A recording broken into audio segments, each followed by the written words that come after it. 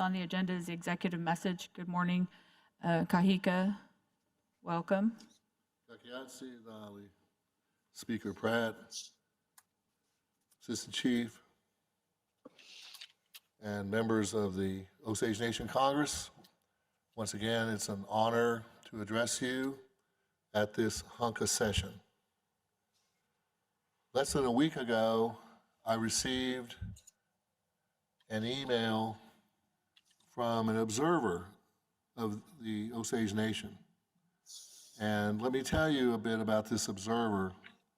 His name is George Kaiser, and he lives in Tulsa and is one of the 100 richest people in the world, having a net worth estimated over $7.5 billion. The email I received from George Kaiser last week says this: Dear Chief Standing Bear, I just learned from Nick Layla, Managing Director of our affiliate, Tulsa Innovation Labs, that the grant request to the U.S. Economic Development Administration that had been worked on by your Skyway 36 team was awarded in the amount of $2.1 million. We think this is a great opportunity for the Osage Nation and for all of northeastern Oklahoma. Last year, when we engaged some consultants to help us identify the most significant industries of the future for Oklahoma economic development and quality jobs, your facility helped lead us to drone development and testing as one of the 5 areas to focus upon.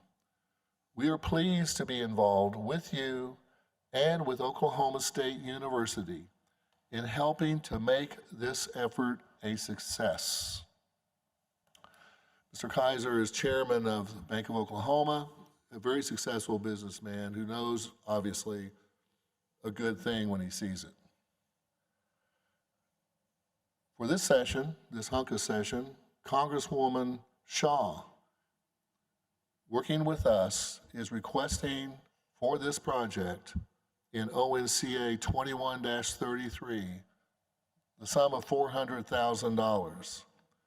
Although not technically a match requirement, it does show Osage Nation commitment, which will support our relationship with the U.S. Economic Development Administration and the Tulsa business community. Other legislation: Congresswoman Stabler, the Health Board, Attorney Terry Mason Moore, Special Counsel Rebecca Patterson of the law firm Sadnowski Chambers, and staff of the executive have been working hard to prepare for you the legislation necessary to improve our health systems by modern organizational structure. This is reflected in ONCA 21-30 and ONCA 21-31. Moving on, a consistent priority I heard from Osages in Oklahoma, Kansas, California, Texas, and other locations during the development of the strategic plan update is the need for a financial institution that invests in the Osage people and in Osage majority-owned businesses. Speaker Pratt has filed legislation which would provide for the creation of a Community Development Financial Institution, a CDFI. Our Strategic Planning and Self-Governance Office has been working on this project with me. Several of our staff has been receiving training from nationally recognized experts. And now Speaker Pratt has filed ONCA 21-27, which is necessary for this financial institution to be created. We studied the financial institutions of the Chickasaw Nation and other tribes. And it became clear for us that the best model is the Citizen Potawatomi Community Development Corporation. We are working with the federal government and experienced people so we may also extend consumer loans to the Osage people wherever they live and work. There are other bills which have been filed, some which I do not support, and others which I would support provided adequate documentation was presented, and some which are long overdue, which I completely support. In this last category is the Competitive Bidding Act Amendment, ONCA 2128. As we all know, every enterprise of the Osage Nation and the executive has found the existing law impedes our constitutional duties to the Osage people.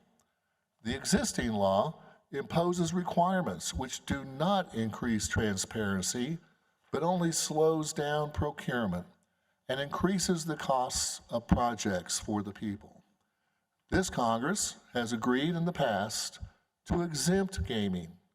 Our other enterprises are asking for the same exemptions, and the executive asks, why do we impose such laws upon ourselves?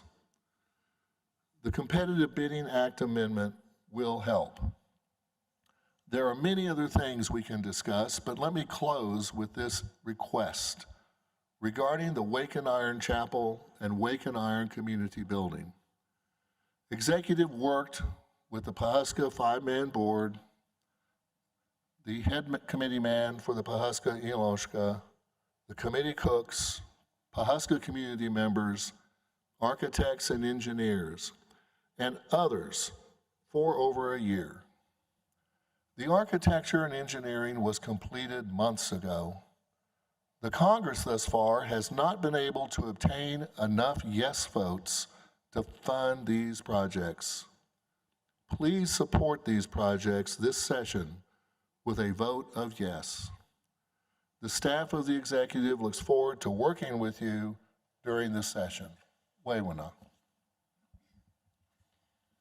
Thank you, Chief.